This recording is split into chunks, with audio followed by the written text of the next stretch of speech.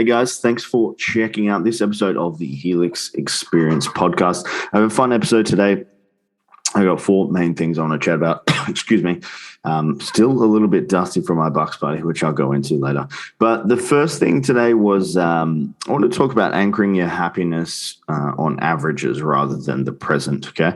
I know that might seem like a little bit of a mind-bending concept, but one of my favorite podcasts is his name's Scott Galloway. He's a really smart guy. He's actually a business guy. And, the concept goes is everyone kind of like analyzes their success now compared to a couple of months ago. And if it's gone badly or poorly or gone the other direction, everyone thinks they suck. Where if you would think about it more like comparing the now to 5 years ago, you're probably in a lot better position than where you are now. Let me explain that a little bit further. So, definitely with my own physique at the moment, I had a Bucks party, went to Bali, had COVID, all those types of things. I'm definitely not as tight as I was probably like 3-4 weeks ago, but compared to 5 years ago, I'm in incredible shape compared to that. But, the easy thing to do would be to look at my physique now and say, all right, cool, you suck, it's not good enough, la, la, la, la, la, and just like understand it's a little bit of a bump or a road bump. Let's talk about this from like a business point of view. Let's say 5 years ago that your best monthly income was 2K, and let's say your all-time high in the last 5 years is 90K, and then you're currently doing 50K. If you were thinking small or short-term, you'd think, I suck. I'm only making 50K compared to 90K as my all-time high. But compared to 5 years ago when you were making 2K, you're doing pretty fucking good, which is actually a 25x on that. So, the point I'm trying to hammer home here with this one is like, compare your current results of where you're at to 5 years ago to give yourself a little bit of perspective. And this is called anchoring. And this is anchoring to successes or anchoring to a couple of years ago. And the final, example I'm going to give for this one is, think about Bitcoin. So the cryptocurrency or the number one or the GOAT, people say it's down. Its all-time high was 90K and it's now at 28K. It's going to be fucked forever. But when you think about it, 28K or 29K at the time of recording this, it's still 1,000x up on 5 years ago. So if you jumped in the market 5 years ago and it's gone 1,000x, that's still pretty fucking incredible, even though it's down 60% currently from, its all-time high. So how can you change your way of thinking after hearing that, after hearing me explain that? How can you change your way of thinking and, the situations or things that come up in your life where maybe you're a little bit hard on yourself, but maybe you need to anchor your expectations or your happiness to an average or 5 years ago rather than this actual moment right now. So last weekend I had my Bucks party. I'm getting married in 7 weeks. Pretty excited for it. And the Bucks party was probably the thing that I was more nervous about than the actual wedding, partly because I don't party. And, saying this to an avid fitness guy like me is like, I don't party. I don't drink. I don't do anything. Like, it's literally like that was it. So I've been training for this Bucks party before the night. And what training looks like for me was I was having a couple of drinks every couple of days, like, socially or on got a night out or dinner or something like that, just to kind of get my body ready. So when my Bucks party hit, I wasn't going to be completely fucked up. So good news is I survived the Bucks party. We started out with 45 dudes or 45 guys. I was in the last 5. So we started drinking at, 8 a.m. in the morning and we finished at 2:30. So I was in the last 5. I was pretty happy with that. All of my best mates or the guys on the bridal party were pretty surprised. I'm even outlasted most of them, which is incredible. But the negative of a Bucks party is, man, I was hungover. Like a hangover, like you cannot even imagine. 6 years without going while partying, I was the most hungover I've ever been in my life. And I would say it only really subsided on Thursday, which was yesterday. Today's Friday when I'm recording this, which is wild.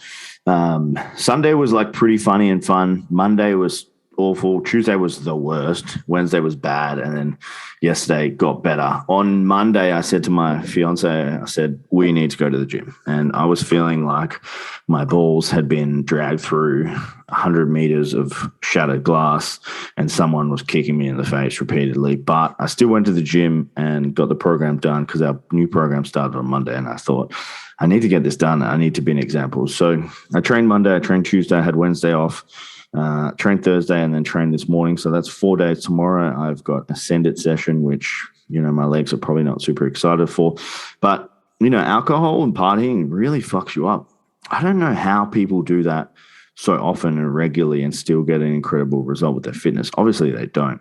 I just don't think how the two are mutually beneficial to each other and how people can get results with it.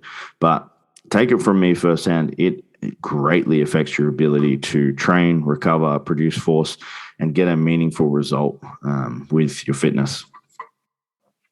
So probably about a month ago, I was on a call to my business coach, Lori, and she said, "What do you do besides business, Tim?" And I said, "Well, I have a podcast, hang out with my fiance and play with my dogs and train and go for walks and ride my skateboard." And she said, "You're pretty boring."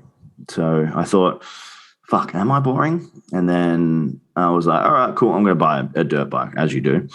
So I went out, found a dirt bike, 13 grand later, I bought a YZ250. And all of a sudden I'm dirt biking now, which is pretty fun. But dirt biking, needs a little bit of respect. I finished my first dirt biking session just after I got back from Bali a couple of weeks ago. And it was tough. I would say that like 30 minutes on a dirt bike is equivalent or harder than squatting 200 kilos. It was so tough on my body. You got to put some respect on that shit. I ate so much shit. I was falling off. I would hit like a dirt pile. I'd fly over the handlebars. I would, get thrown off by taking a corner too hard. This shit was wild. It was very tough. But at the end of it, I chucked my Whoop on for it, and I ended up burning like 700 to 800 calories in 30 minutes on that thing. I was gripping so hard, and the caloric burn was tough. But I was so unconditioned for it. And the lesson of this is like, do uncomfortable things, because uncomfortable things bring growth. I was like terrified to get on the bike. I was scared to go out the first couple of times, but I feel good that I did something different and I did something challenging. I did something hard. And I always used to preach these things as like doing uncomfortable things makes you better at life. And then I just got a little bit stagnant with actually doing uncomfortable things. So this was probably the first big uncomfortable thing I did in a while. It's got this huge overpowered motorbike that absolutely ruined me for the first couple of times. But, if you're listening to this, I challenge you, like, what are you doing that is uncomfortable for you and is going to make you a better person? And I know that like riding a motorbike or a dirt bike doesn't make me a better person, but it puts me in situations where I am uncomfortable.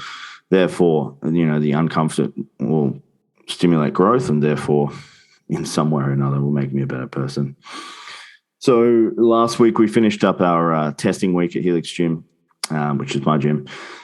We had mostly the common results were 10 to 20 kilos on compound lifts. So we're talking squats, deadlifts, bench press, military press, like those type of exercises, snatch, clean and jerk, these things. It was pretty interesting because we implemented this program, I think 2 cycles ago, 18 weeks ago, actually, called Flex. Flex is essentially squat, deadlift, bench, military press, and then accessories and some conditioning. People that were doing Flex and not doing the Olympic lifting program got better at Olympic lifting, which is pretty wild because there's no specificity in doing powerlifting versus Olympic lifting. But their baseline strength increased, which gave them more stability, power, all these types of things. And most people end up, getting PBs at clean and jerk and snatch just because they became stronger as an athlete overall. But the big determiner in actually getting results in a testing week was attendance. So these, we have, let's say 200 members at the gym, 50% of them had really good results. 30% had okay results. 20% had no results or minimal results. Before I even tell you, what do you think the 20% of people were doing that got minimal or no results? They were the ones that weren't training. So I always say this in our marketing is like, you need to train 3 to 6 times a week, every week, to get a consistent result. The people that went backwards or didn't get results were the people that were inconsistent with training. The absolute best thing you can do with training is commit to the same sessions, same times every single week. So for me, that my absolute minimum non-negotiable is Monday, Tuesday, Thursday, Friday, 6:30 a.m. As the weather gets a little bit brighter, I'm going to go to 5:30 a.m. and that's it. If I know I have completed 4 sessions a week, every week for a 12-week cycle, that's 48 sessions. I know I'm going to add some kgs to mine. But the issue is some people, like, things come up in their life and, what they get called to work late, or they get suckered in by their boss, and then they start missing sessions, losing consistency, losing reliability, and then the results start going backwards. Inconsistency is the biggest killer of dreams at any gym, and it's the biggest killer of results. Everyone wants to be bigger. Everyone wants to be stronger. Everyone wants to get leaner, but like 50% of people that actually do it are the ones that get in there consistently. And I know like this thing has been beaten to death in media and on social media and everyone you speak to, but literally like any result you ever want in training, business, and relationships is literally just about consistency and doing the same things over and over again. And those people that really harness that and master that have incredible results and they have an incredible life. And people that don't harness that are going to have a shitty life and get some pretty fucking average results.